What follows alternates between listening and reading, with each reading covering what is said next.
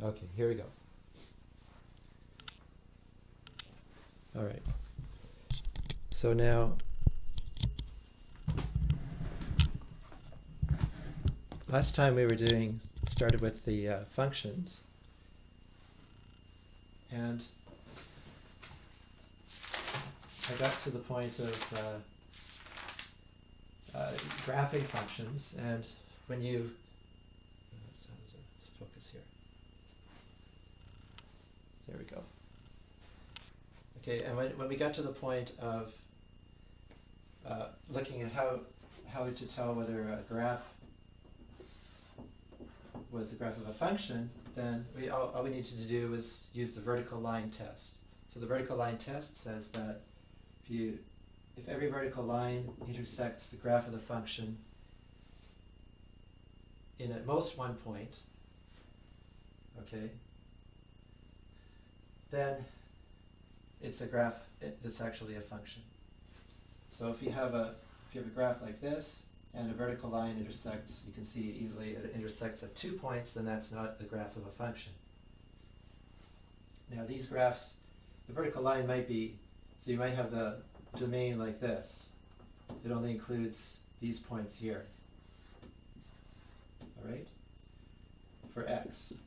So remember, the domain is the set of all the allowed x values. So if you only define the function along these points x, these allowed values of x here, then, of course, if you draw a vertical line over here, it won't intersect at all. Okay, so that doesn't mean it's not a function. It's just the value of x that you've chosen for this vertical line is not in the domain. Okay, so really to check if it's a function or not, you see for all the values x in the domain, is that vertical line through that x, right? Does that intersect one or more times? It'll have to intersect once if it's in the domain, and the question is, does it do it any more times? If it does more, then it's not a function. If there's only one vertical line which does it, if you only have one extra point, that's still going to be classified as not a function. So it's still not a function, because there's 2 points there. Okay, so any questions on what we did last time? Did you see the last video? Not yet, okay. Okay. You have it on YouTube, right? You have the address on, okay, so I emailed that to everybody, so please do that. And normally I'd ask people, since there might be noise in the background, to turn on the mute button. There should be a mute button. If you have a question, then you can turn it on to answer. Okay, so anyway, this is right now you can leave it on because it's a small class, and I think you and Tamana. Is this Marzia or Tamana? You is Marzia, okay. There's just 2 of you right now in the class. Tamana, are you there? You're also there, okay. All right. So now I wanted to review a few things here. I guess I'll do that later. I'll review some inequalities using quadratic expressions. I'll do that a little bit later. Okay, so now the first thing I wanted to follow up on the last lecture was you can have implicitly defined functions.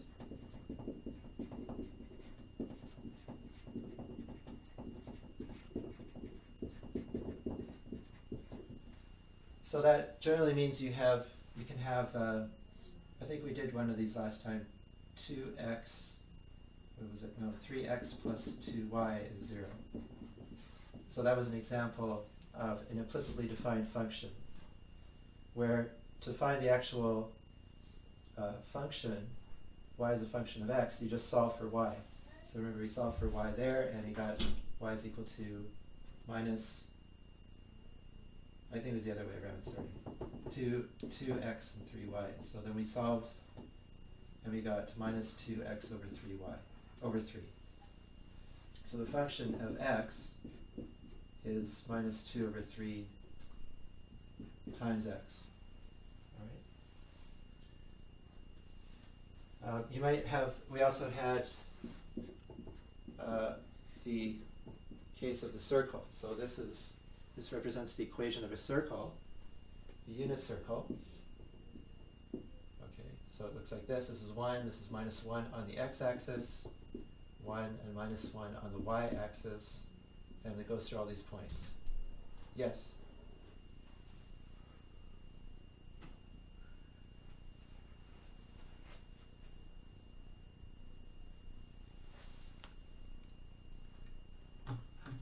Okay, just a minute. Let's see. Try this here.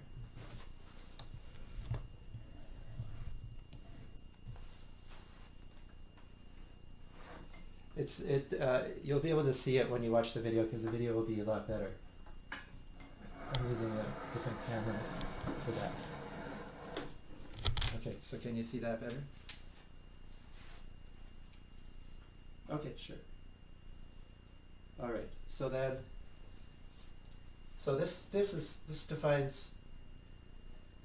this equation defines the unit circle, the center at the origin 0, 0. All right, h and k. Remember, the general equation was x minus h squared plus y minus k squared equals r squared. H and k are the coordinates of the center of the circle, and r is the radius. Okay, r is the radius. All right. And so this circle has radius 1 because r squared is 1, so r is 1. R is always positive.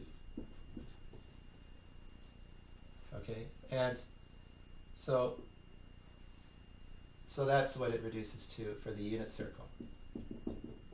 You put h and k are both 0 and r is 1, and then you get the unit circle. That's a special case of the general circle. And the general circle I showed in the last video, you get by using the distance formula. The distance between the center and the point on the circle is always r. Oops.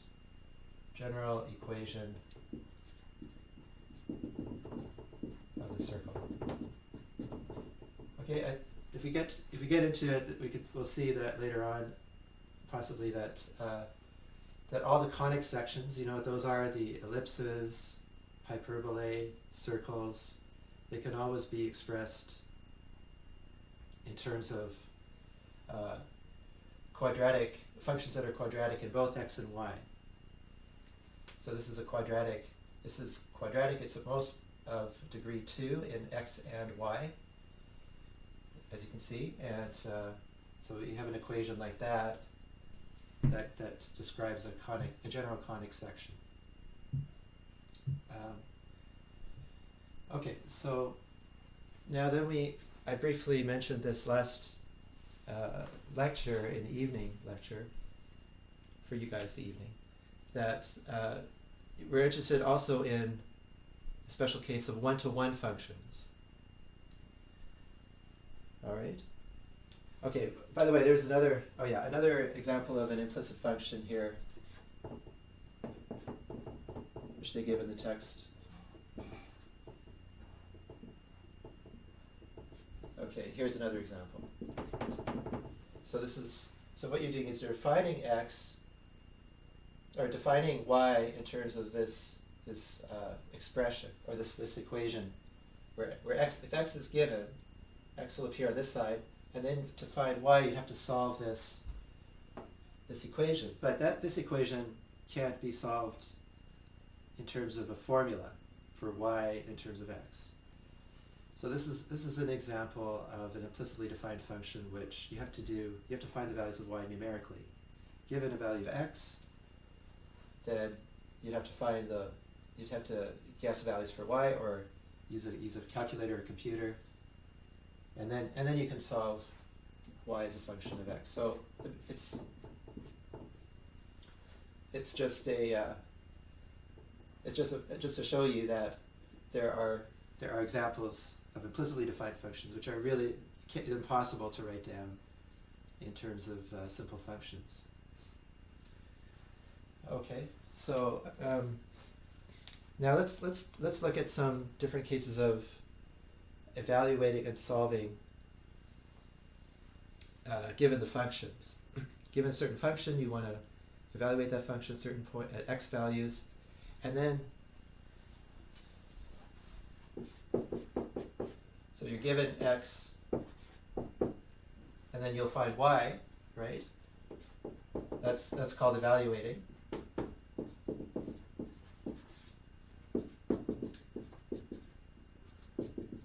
And the other one is to solve. Given the value for y, find all the values of x for which that equation is true. And as I said last time, if this is a function, then evaluating is just finding a single value for y, because every value of x has a single value of y associated with it. Whereas if you have a general function, which is not one-to-one, then given y, there might be more than one x value. So for example, for this function here, if I take a value of y, say that's over here, then according to the graph, there are 3 values of x which will give that as the value of y. This one, and this one. So you look down, you take the intersections with the graph, and then you project down to the x-axis, and those will give you the 3 values of x, which give y as a solution, or which give y as a value of the function. So x, y, and x1, x2, and x3 are the solutions. Solution set is x1, x2, x3. Here, okay? Now, yeah, let's do an example. Okay, so I have this example worked out here. Okay, let me erase this part here.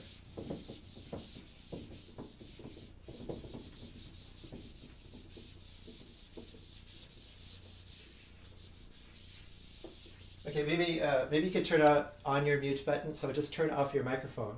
There should be a mute button because if you hear a bit of noise in the background, maybe it's something going on. So it's raining or something. Okay, all right. So then we're given a function f of. Here's a function first in graphical form. N is like my x, so it can take on, let's say it takes on these 5 values, 1, 2, 3, 4, 5, and f of n, in this case, is 9, 6, 5, 6, and 9. Okay. There's a similar example in the book like this. So to evaluate at n equals 3, you just find the value of f when n equals 3. So you just find f of 3, and you look on the table where n equals 3, and you look down, and that tells you the value for the function. Okay, so that's the evaluation of the function at n equals 3. The other one is solve. So now I'm given, I don't know what n is yet, but I know that the function, let's say, is 6. So what values of n give me f of n equals 6? Well, now I look in the bottom part, and I look at all the places where the function equals 6.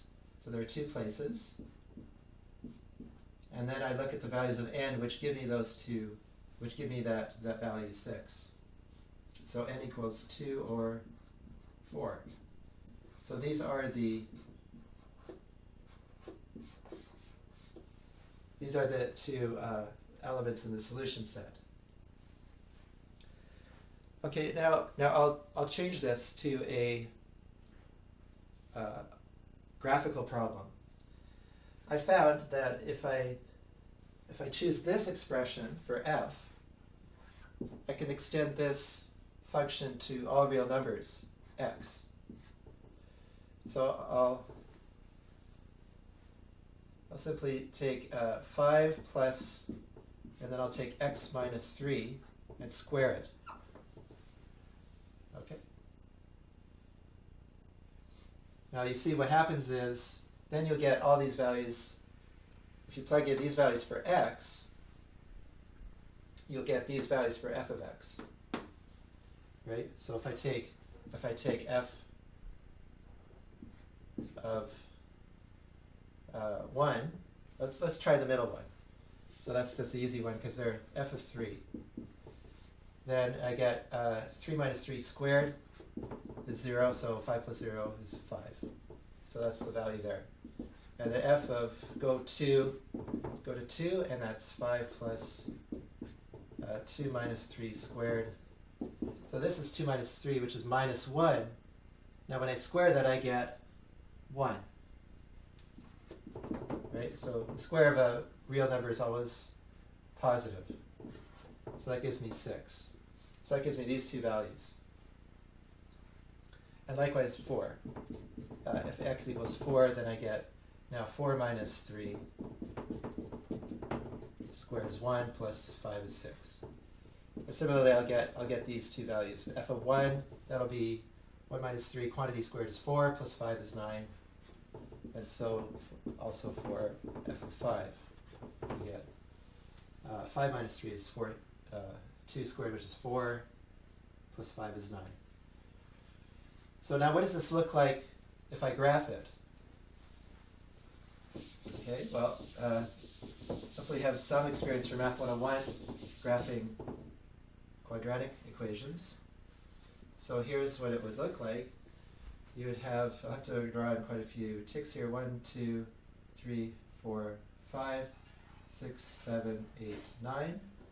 And then 1, 2, 3, 4, 5, like this.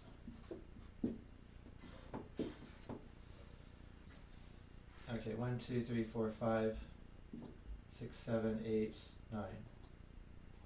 Anyway, these are the values that are relevant for us. So at the value x equals 3, y is 5. At 2, I get 6. At 4, I get 6 as well. Should be symmetric, like this. And then at 5, I get 9, and 1, I get 9. So it looks something like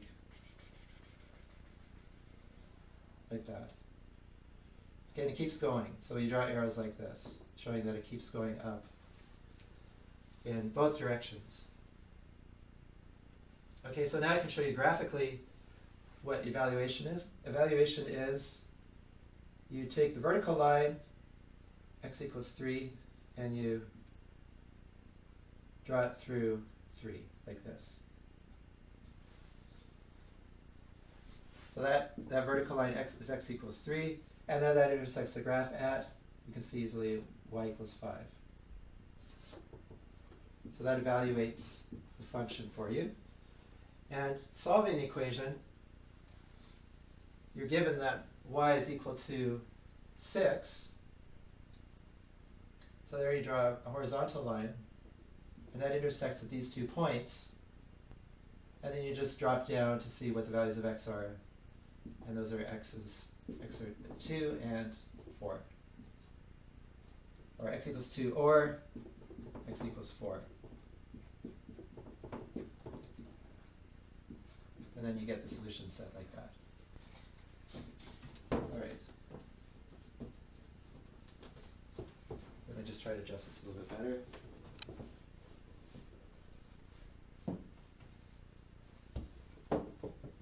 It's a bit shaky here. Okay. So any questions on that? Evaluating and solving. Do you have a question? No? Okay. All right. So then, now when a function is one-to-one, let's go back to that idea. A function is one-to-one when for every, okay, first we know it's a function if for every value of x, there's a single value for y. That's the definition of a function. For each x, just one y. For each x in the domain. Then we just have one y, and that will be in the range. So that defines a general function. Now, one-to-one function, or you call it like this, so either 1-1 or 1:1 numerically, that has a property that for each y, there's just one x value that gives that y.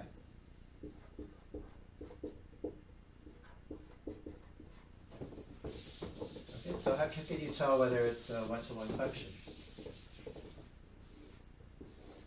Okay, so basically if you have a function like this, then you can see that it passes the vertical line test. So a single vertical line along its domain will intersect the graph only once.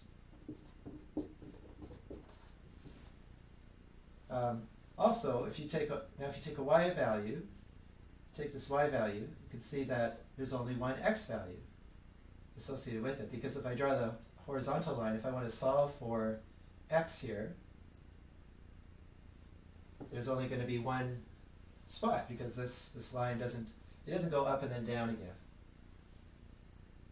Okay, it's simply going up the whole time. So there's only one x value for that y value. And similarly for any other horizontal line, you can easily see that. Okay, so all the horizontal lines give you exactly one.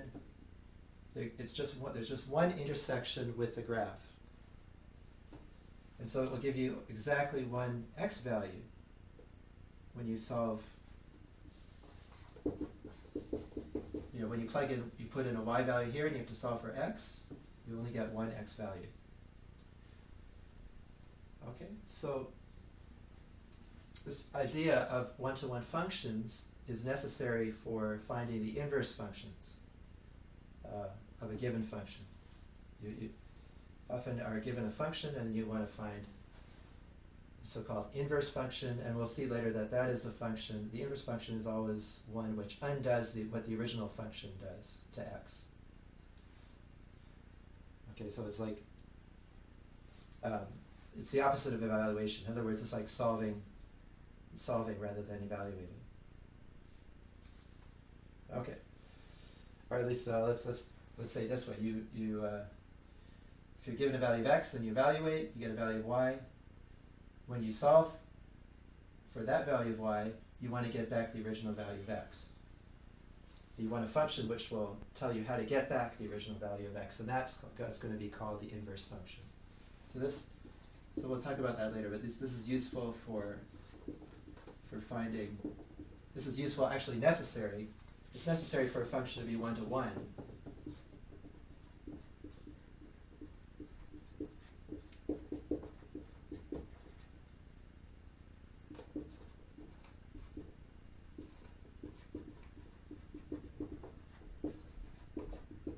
In order to find its inverse.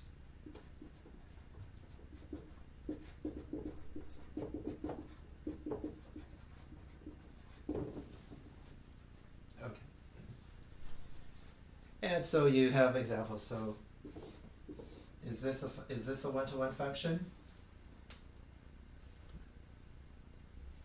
Can you see it?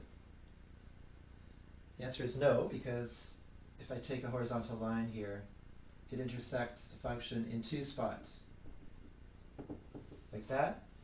And so there are values of y for which there are two values of x. If I solve, I get two elements in the solution set. So this is not a one-to-one function. It is a regular function, though. It is a general function, because the vertical line test is passed here, but it's not a one-to-one function. Okay, similarly, this circle, half a circle, that was a function. It passes the vertical line test, but not an inverse, not a one-to-one function, because it intersects at two spots. How about this?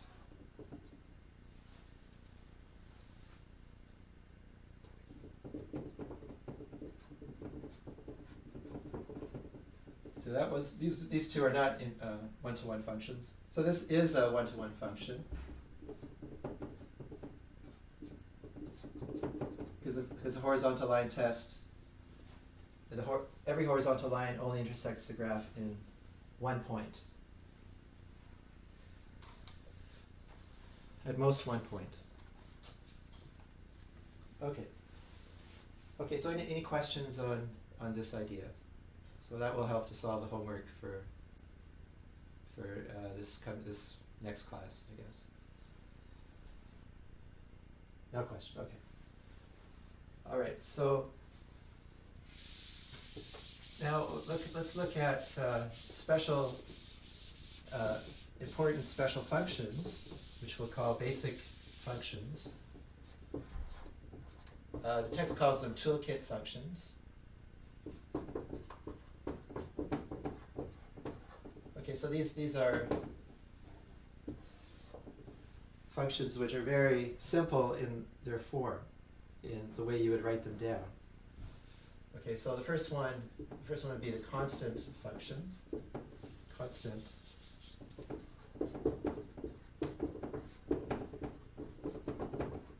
function, and I'll write an expression for the function and then its graph. I'll show its graph. So it's simply f of x is equal to c.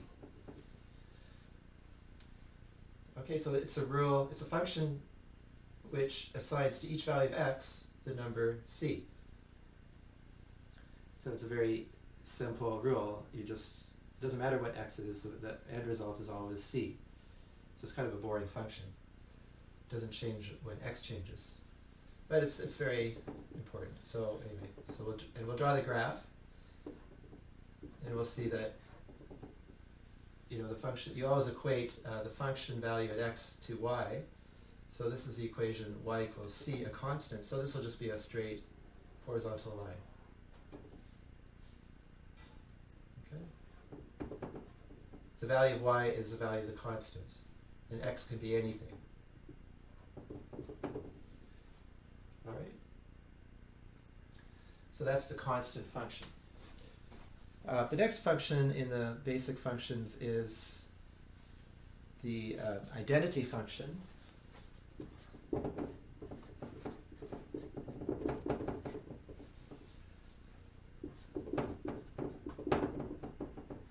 The identity function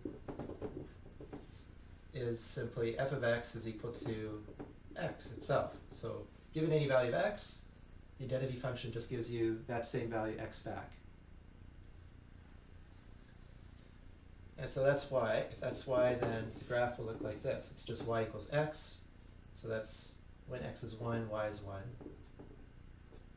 When x is 2, y is 2, and so on. When x is 0, y is 0. So it's going to be all these points along this straight line, y equals x.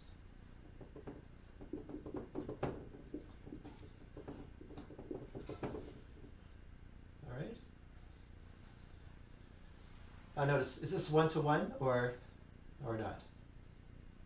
Is the constant function one-to-one?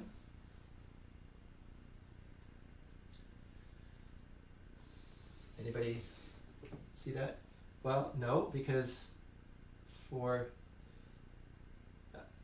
well, let's see. So you take the horizontal line. Most horizontal lines will not intersect at all. But there's one horizontal line which intersects the whole graph at the same time. So it doesn't intersect at one point, it intersects at all points, right? So that's definitely not one-to-one. For that single value of y equals c, there are infinitely many values of x, not one value. Okay, so that's not one-to-one. But what about this function? That is one-to-one, yeah. So it's one-to-one because any horizontal line will intersect just once, as you can see. Okay. All right. Some other. Let's get more complicated here. With our basic functions. They're still basic, but it's a little bit more complicated. And that would be the absolute value function. I'll try to stand out of the way because I noticed I was standing in the way a lot.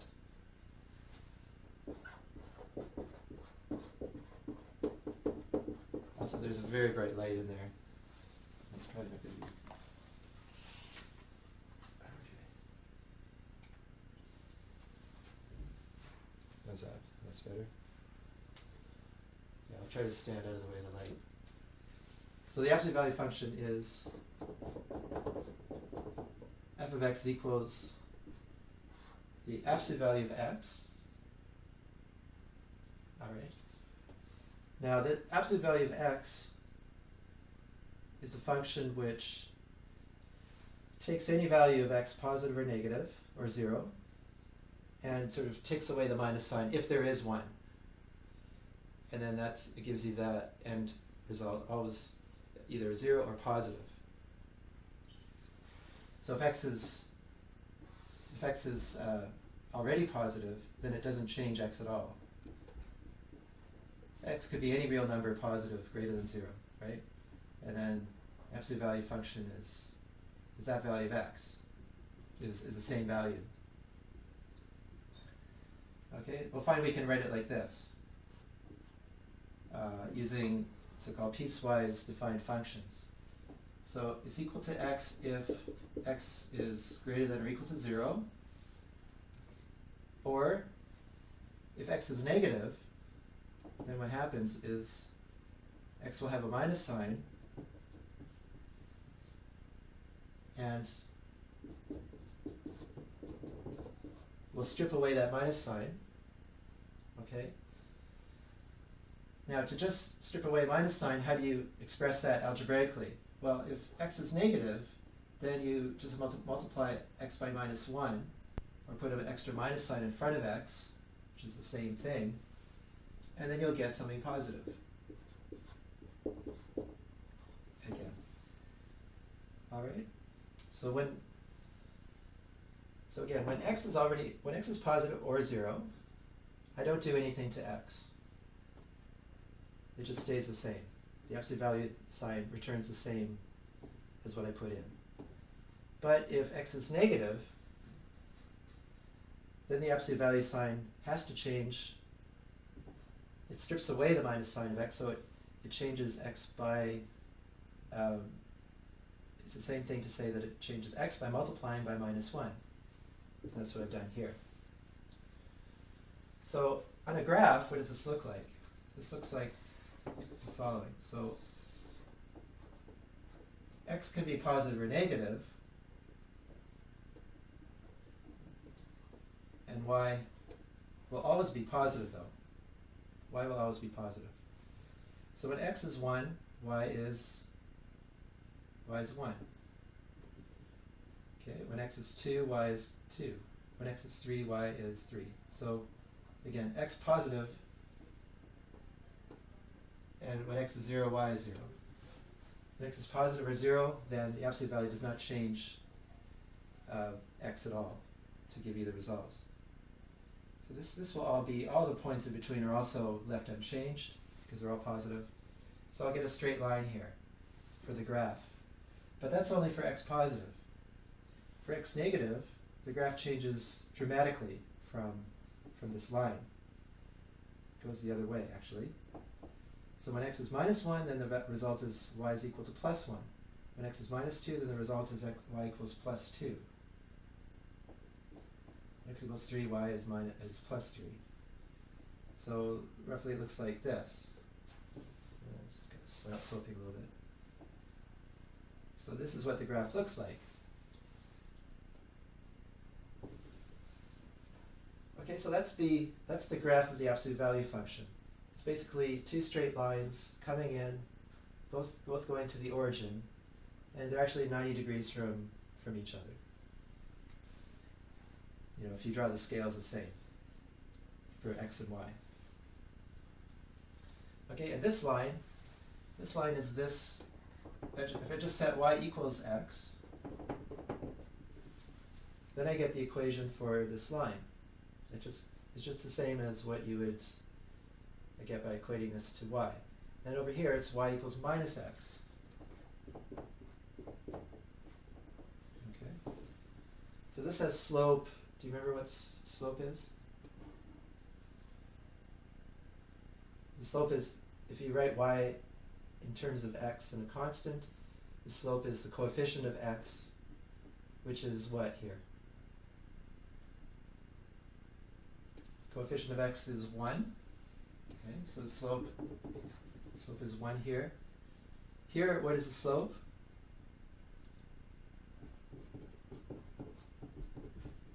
Okay, it's just, again, the coefficient of x, which is minus 1. So here the slope is minus 1, here the slope is plus 1. The slope is, remember what the slope is, rise over run.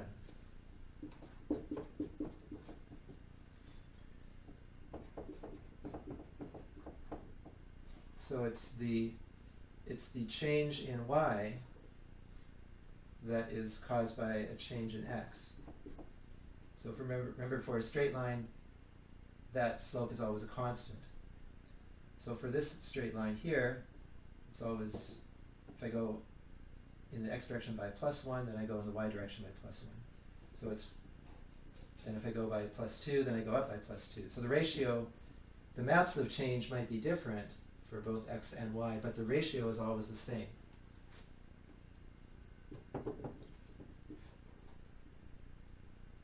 So I can take the plus 2 change like this.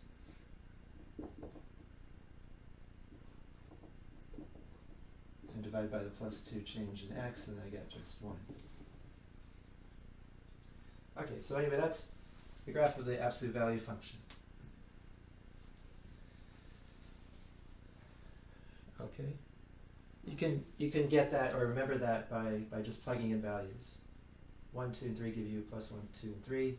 Minus 1, minus 2, minus 3 for x give you plus 1, plus 2, plus 3 for y, and so on.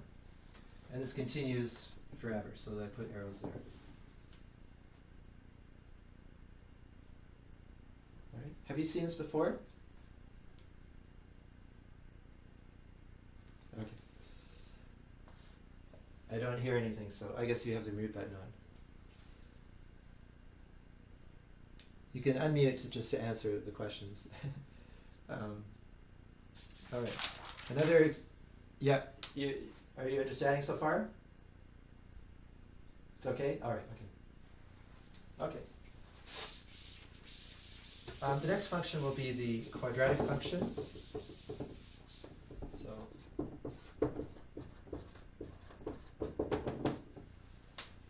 which the simplest one is y is equal to x squared.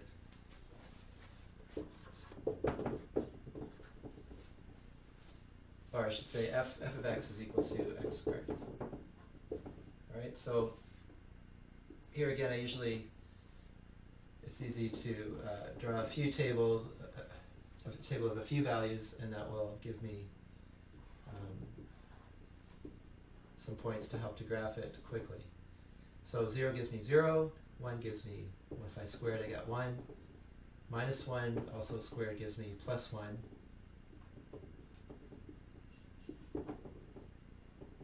So drawing them at the same scale here roughly.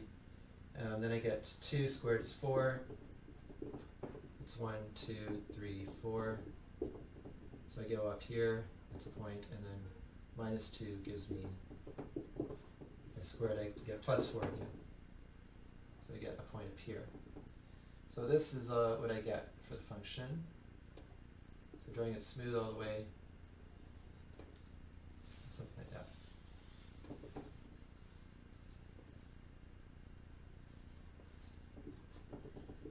Okay. So that's the quadratic function.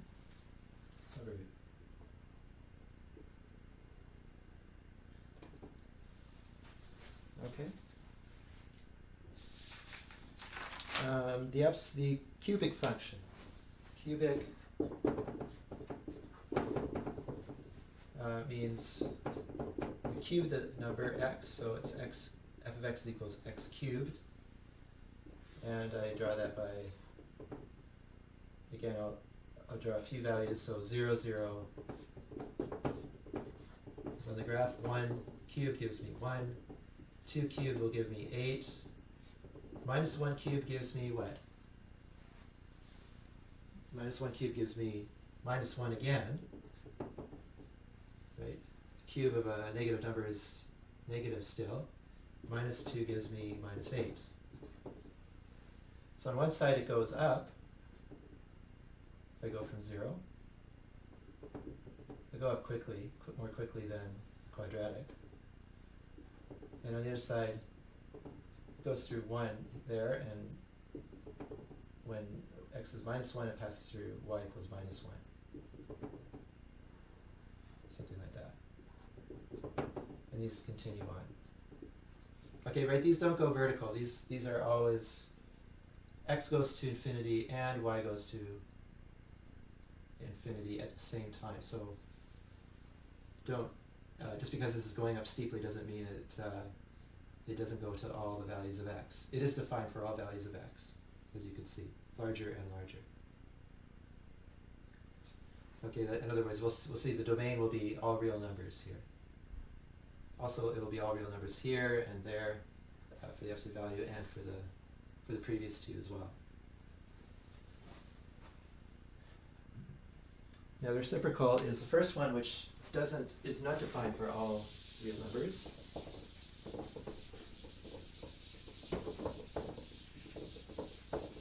So its domain is restricted. So the reciprocal function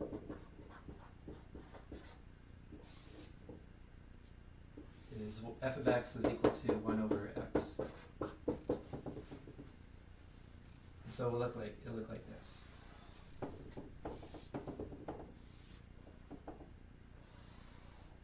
Okay, this is not cross. It gets ever closer to the x-axis, and this part gets ever closer to the y-axis, and likewise these get ever closer to the negative x and y-axis, or negative x and y-axes, but they never cross or touch the x or y-axes.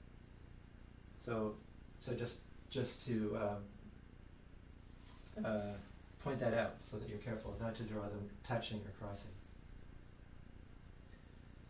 All right, and some simple values would be, say, 1 and 1 gives you 1, x is 1 and y is 1.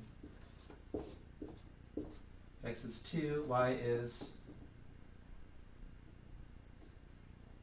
1/2, okay. Just take 1 over 2 and it's there. If you take x is 1 over 2, then y is 1 over that, which is back to 2. So you're up here somewhere. Okay, so that's, you can see as x gets bigger and bigger, y gets smaller and smaller. And similarly for negative values, if you take minus 1, 1 over minus 1 gives you a negative value, so that's over here somewhere. This is 1, 2. This minus 1 gives you minus 1. Minus 1/2 and minus 2 give you respectively minus 2 and minus 1/2. Okay, so you get kind of a similar graph up here, but it's now down here. We'll see later what that's called. It's called a reflection about the origin. You reverse the sign of both the x-coordinate and the y-coordinate to go from this graph to this graph. Okay, so that's a reciprocal. Then you have the reciprocal squared.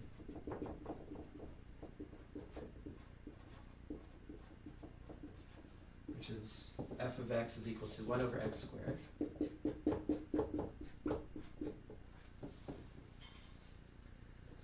Okay, now because of the square, this is different from the above in that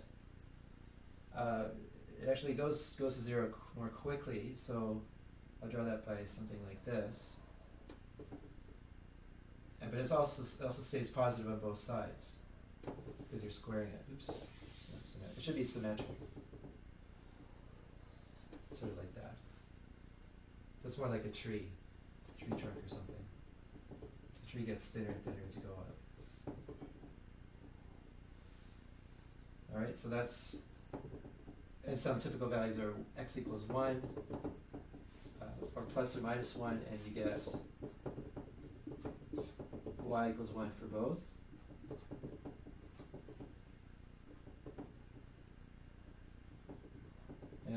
when x equals 2 or minus 2, y is 1/4 for both.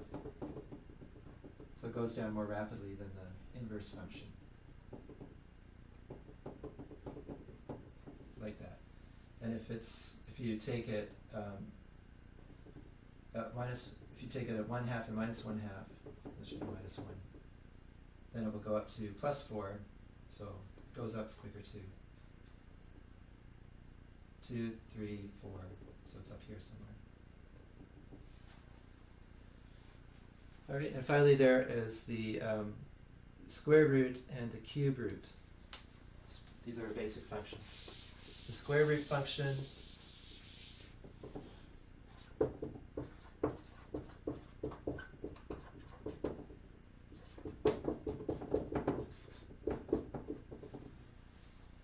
is simply take the square root of x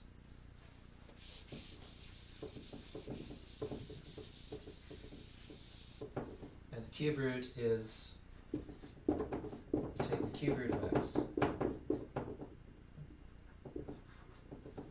Okay, so for the square root has to be defined for values of x that are positive only, positive or 0. Okay, so that you can only have positive or the 0 value within the square root symbol. Otherwise, you would get an imaginary number, a complex number, and we're not allowing those right now. So we want values of the function to be real. And once you take that square root of a positive number or 0, then you'll get the end result will be 0 or positive as well. So it looks like this. It's basically a parabola, or we saw the quadratic function on its side, flipped along about the 45-degree line, x equals y. Okay. So if we take a table here, we get x could be 0, then y is 0. Right? That's this point. And then if we take x equals 1 and evaluate, we get square root of 1 is 1, positive 1. So we get this point. And if you go higher to 1, 2, 3, 4, if you take the square root of 2, then we get the square root of 2. That's about 1.4. 1.41, that's an irrational number. The next one, which gives you a rational number, is from the integers here, was x equals 4, and that will give you square root of 4, which is 2. So it looks something like that. So it goes up, but not as quickly as the linear or the identity function. It still goes to infinity, because as x gets larger and larger, this square root also gets larger and larger, as large as you like, just by taking the number inside to be big enough. Okay, so that's a square root function, and then the cube root function again is like the cube function on its side. So it looks something like this. And these don't go horizontal. These go to positive infinity. That goes to negative infinity. It's defined for x positive and x negative, which is really okay. And the result of when x is negative or y is negative as well, because the cube of any negative number is also negative. All right. So the cube root also is of a negative number is also negative.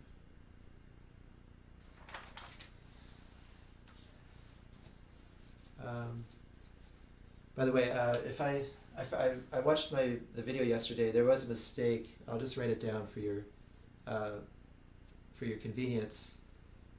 At 1557 on the video, I said you would say y is a function of f, but it's not. You wouldn't say that. It's y is a function of x.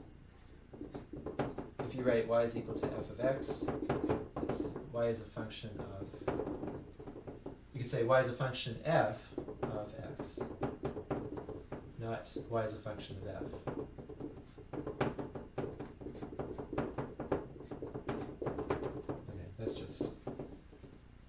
That was a mistake on my part, sorry. Okay, so that's at this time of the last video. I'll make a note for the class.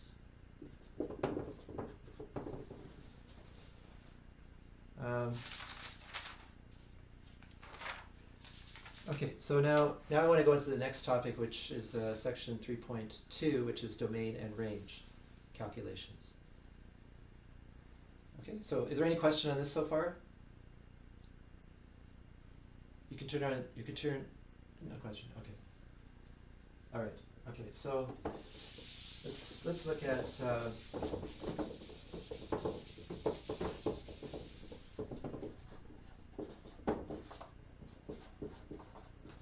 domain and range more.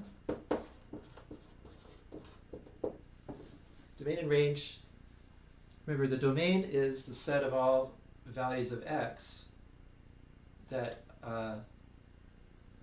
that you can use as input into your function. Now sometimes the input, you might have that restricted. So you might have it just be integers, or it can be whatever you like really. But with when you deal with functions of x like this, and you're drawing graphs, usually you try to take the domain to be as large as possible, to include as many real numbers as possible. So you try to expand the domain until you can expand it no more. It's sort of like find the ideal domain of the function, or the maximum possible domain. And likewise for the range, you want to find all the possible values which the function can take on if you plug in the input values in the domain.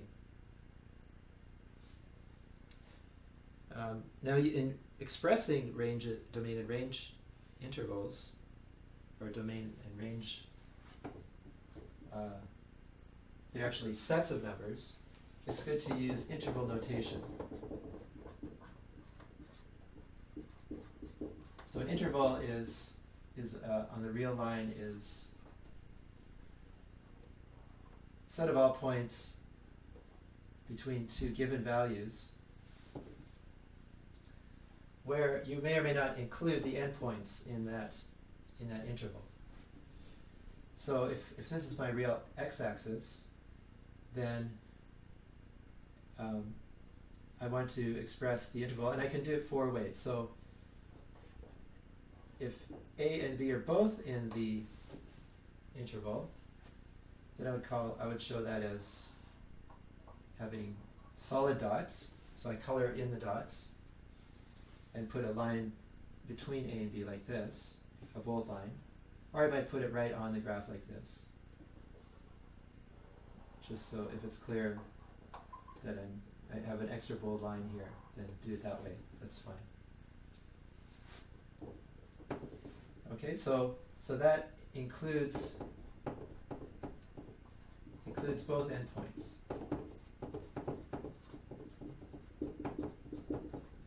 Okay, another way to express this in terms of inequalities is that x, you can have it as an extended inequality like this.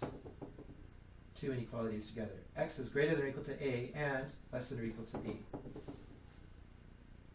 Okay. So those are 2 possible notations, and the third one is called the set builder notation way. So we're using set builder notation. So now I would say that this interval is AB is the set of all x such that this horizontal line, this vertical line means such that, or with the property that a is less than or equal to x is less than or equal to b. Okay, so I could use either notation, set builder, this is interval notation, so-called, and this is inequality notation. Usually I find the interval notation to be the most economical, because I just write down the 2 numbers and open or close brackets depending on whether a is included or not included. If it's included, then I have to have these equality signs. So the equality, the less than or equal to sign here and less than or equal to sign here correspond to having close brackets at the endpoints. If I don't want to include the endpoints, then I use open brackets.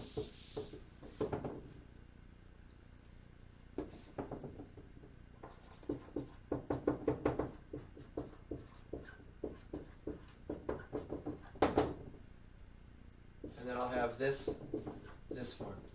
Now notice A should be always less than B here. So I always have a smaller number on this side than I do on this side. Otherwise, this inequality will not work, because I'll be saying that if A is bigger than B, then I am saying that something is bigger than A and less than B, but B is also less than A. So what is it? Is X bigger than A or less than A? It can't be both. So it'll just lead to a contradiction. So that's why A has to be less than B. Right? So if I have 2 less than X is less than 1, that's impossible. So X has to be always less than B. So if I don't include the endpoints, then that's the interval notation way.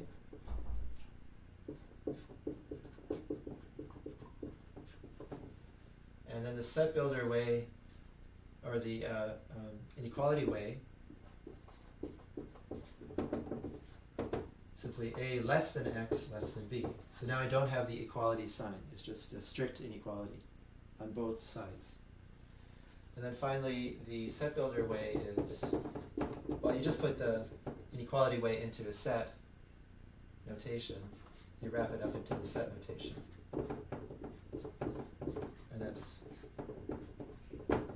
And that's the way you write it, that interval. Now, if you include only one endpoint, then that gives us the last two cases, where you have A is not included, B is included. In other words, A is less than X, which is less or equal to B. And the set builder notation is similar. Or if you include the first endpoint, the leftmost endpoint, and not the rightmost, then you'll get A less than or equal to X less than B, or X such that A is less or equal to X less than B. Okay, so each case I'm writing the 3 different ways. Oh, and I'll also write it graphically. The graphical way of writing the interval with not including endpoints is by an open circle. Okay, with a bold line between them. So that's the graphical way of writing the interval. Here the graphical way is A is not included, B is included. And here it's A is included, B is not.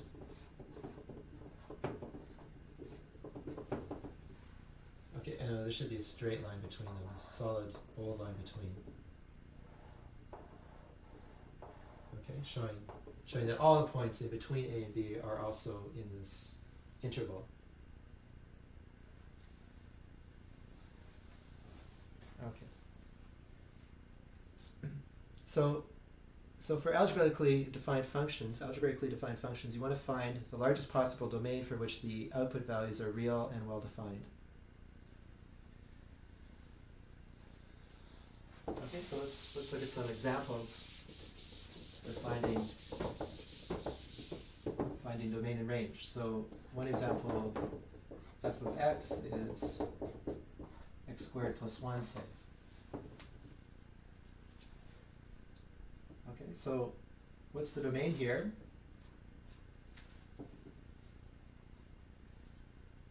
Okay, well, if I take, basically I want to exclude any values of x which will lead me to have to do an inadmissible operation, like divide by 0, that would be inadmissible. Or to take the square root of a negative number, that's also inadmissible. Now, I can see here that no matter what value of x I put in, any real value of x, I'll just square it, okay? I'll get an answer, right? And then I'll add 1. And that's always admissible. That's always a feasible calculation. So there's nothing really stopping me from using any real value of x here. So the domain is, you could say all real numbers, which the symbol of which is this boldface R, or the interval minus infinity to plus infinity. So that includes all real numbers, not including the minus infinity and plus infinity, which are, so to speak, the endpoints of the real number line. The real number line doesn't have any endpoints, in other words. Okay, so that's the case of a quadratic function. Any quadratic function actually will also have, as a domain, it will have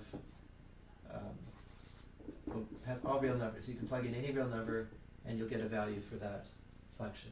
Because all it involves is the operation of squaring, multiplying by by a constant, and then adding it to other values. What would be the range of this function? Okay, that's the general case. The range of this function, well, let's look at a graph. What does a graph look like? You take a value of 0 and you get 1. Value of 1 and you get 1 plus 1, which is 2. Okay, and then you take minus 1, square it, you get plus 1 is 2 again. Okay, so it's going up on both sides if you go away from the origin like this. So what are the values of x, or what are the values of y? Any value of x will do. Okay, you can go up and up in this side, positive values of x and negative values keep on going, and you'll get always values of y. But the values of y are restricted. Okay, you can see that below 1, the function does not take on any value of y down here. Only up here does it take on the values of, does the function actually have values of y. So if you plug in values of x, you'll only get values of y which are above 1. So the range is, you'd write it as the interval 1. We can get 1 by taking x equals 0. So that's included. And it goes all the way up to infinity. Okay. So that's the range of this function. What about what about a rational function? Okay, remember a rational function is generally a ratio of two polynomial functions. So I'll just take a simple one, x plus 1 over x minus 1. So that's a rational function, example of a rational function. So here, we're okay as long as we don't divide by 0. So we have a possible division. And if this factor is 0, then that would be an inadmissible operation. So we want to restrict the denominator to be not equal to 0. Okay? And that's really the only restriction we need to make here.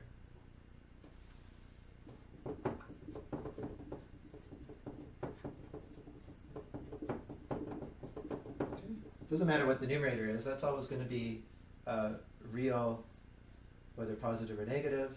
Could be 0 as well. But as long as we have something non-zero in the denominator, we can divide any real number by that positive number and get a real number. Okay, so the numerator doesn't give any restriction for the domain, but the denominator certainly does. And so you would say the domain is all the real numbers, not including 1. Or you would write these two intervals and take their union. Oops, plus 1, plus 1, infinity. Okay? These are 1s.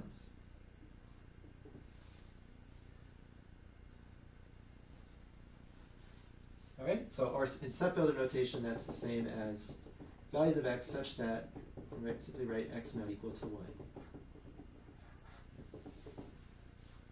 Okay, I'm just putting 1 on the other side, so x is not equal to 1.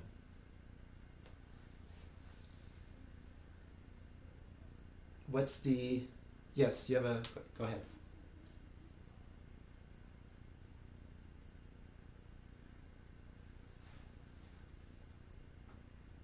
Oh, this? Oh, you can write it, oh, I see. If you want to write it as the real number is minus a single value, yeah, you can write it as, there's actually notation for that. You can write it as r and then a backslash, and then just the set of values that you want to exclude, so 1. So that means the real numbers exclude 1, or subtract off 1. You can write it like that. This is a backslash. At least that's one of the conventions I know about. Or you can think of it as r subtract the set 1. That's another way. Okay, so this is in order to exclude, you exclude the value 1 from the real numbers. If you have more than one value, then you can just put those into the set. For example,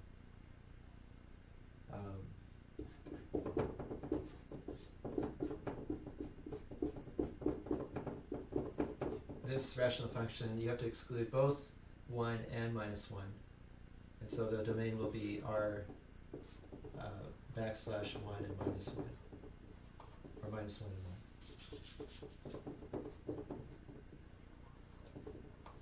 Okay.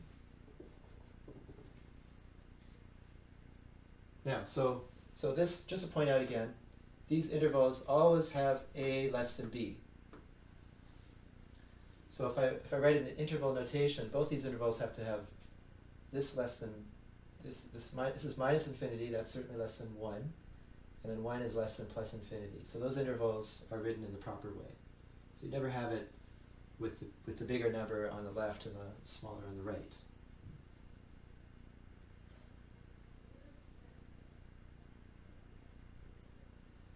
Zero? Yeah, zero will work. It's included in the domain, yeah. Because you can stick in 0 and then this is going to be 1 over minus 1, which is defined.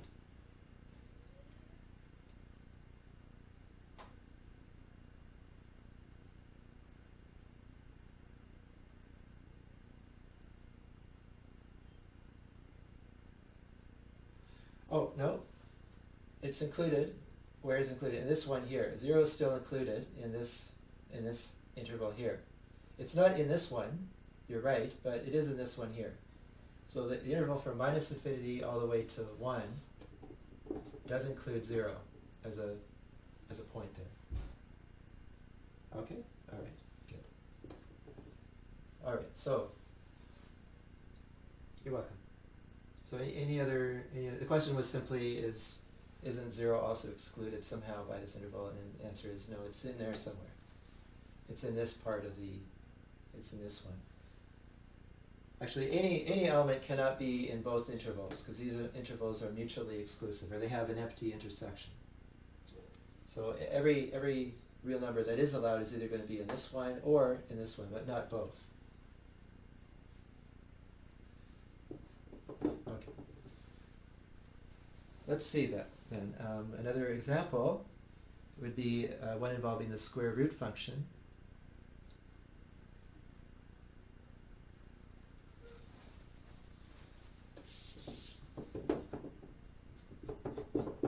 So the square root function, and I see, oh, okay, we're about quarter to right now, right?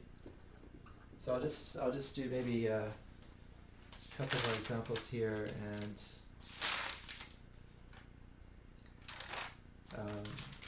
I'll talk about some of the basic functions next time, I guess. So here, let's look at the square root function, or a case involving the square root function. Okay, x minus 4. Let's do these two cases here. Okay, so square root of x minus 4. So in order to have a properly defined function here,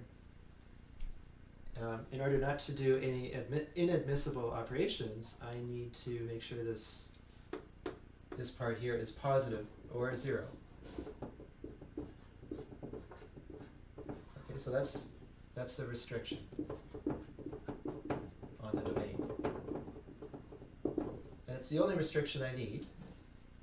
Okay, there's no other components of this function, no other parts of the function which demand any further restrictions, and so I'm free to take the value of this function as long as x is bigger than 4, bigger than or equal to 4.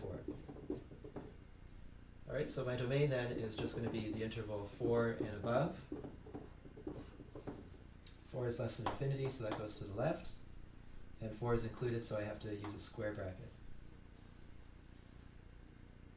Okay, these are excluded, by the way. The 1 is excluded from this interval, so it has curved brackets here and here.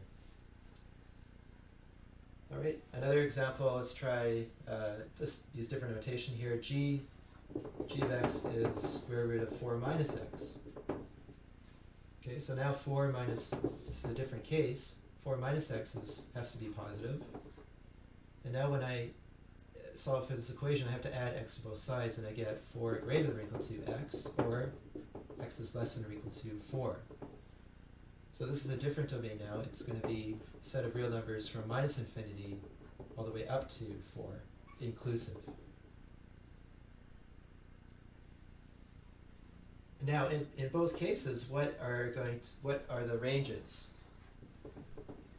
Here, we can see that the range is, I can get 0 if I take x to be 4, and then if I take x to be bigger, I can get, by putting any real number here, I can get whatever, or by putting the appropriate real number inside, I can get whatever real number I can for y. So if I let x range, it's going to go from 0 to infinity. So that's the range. And here, likewise, I can get any real number it's going to have to be positive, any real number as an output, as long as I take x to be arbitrarily negative. Okay, it might well, anything from 4 down to 0 will give me something between 0 and 2, and then I get things which are bigger than 2 by taking x negative. And as long as I take x more and more negative, I can get any real number for g, for y. So again, the range is the same as before, 0 to infinity.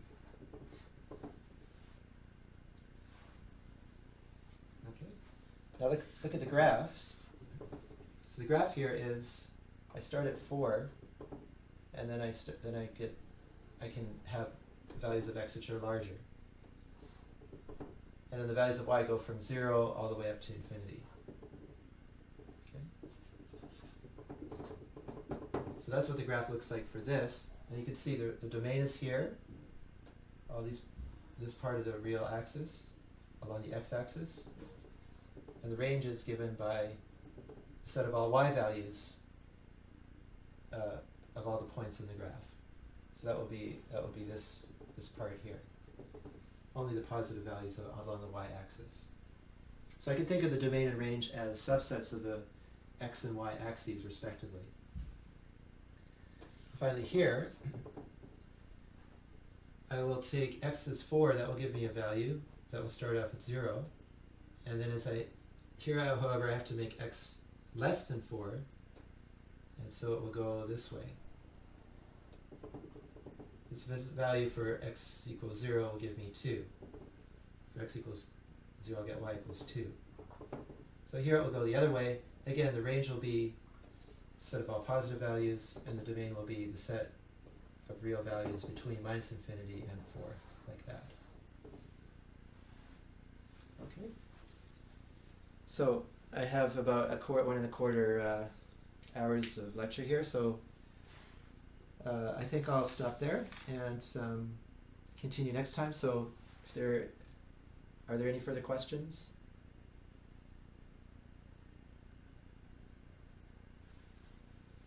In this case, the ranges are the same, yes, for these two examples, yes. The domains, however, are different.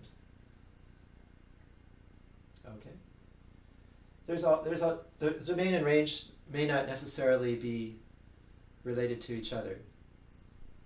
Sometimes the domain and range will be the same. Most often, what is most likely the case is they'll be different in some way. In some cases, they'll be totally mutually exclusive. They have no points in common. But as you can see, sometimes they have points in common. Like here and here, they both have points in common. If I take just the square root function, then that will have both the domain and range will be 0. If you take this function, it will be the same. Domain and range will be both equal to all the positive real numbers, including 0. Okay, so next time we'll go over those basic functions and look at the domain and range of those. Or you could read ahead of the textbook. And for homework in this section, let's see, I looked at, I think I already gave it to you. Did you get it all? It was, in case you didn't get it, it was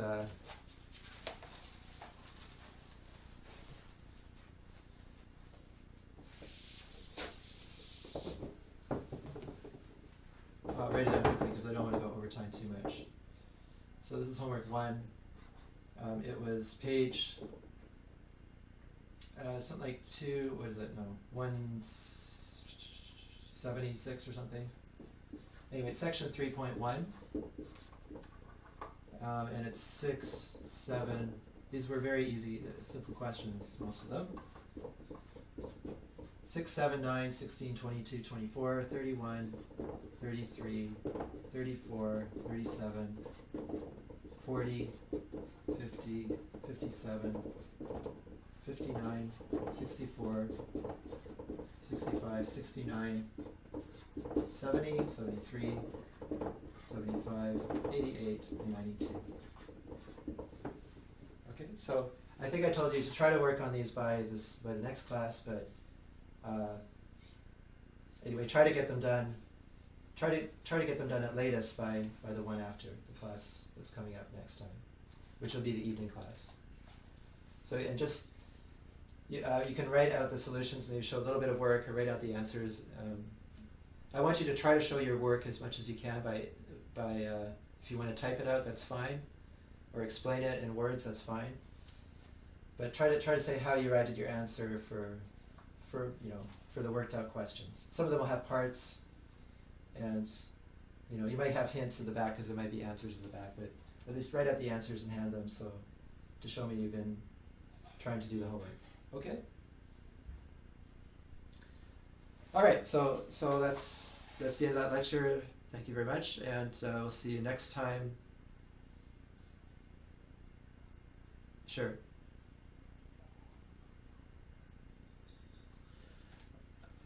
I recorded this, and so I will just try to make the recorded video available by YouTube. Yeah, and like I did last time. And I'll try to find a faster way of doing it because it takes a lot of time to download or to upload these videos to YouTube. So I'll try to do it by streaming or something. Okay. Anyway, I'll turn off the video first.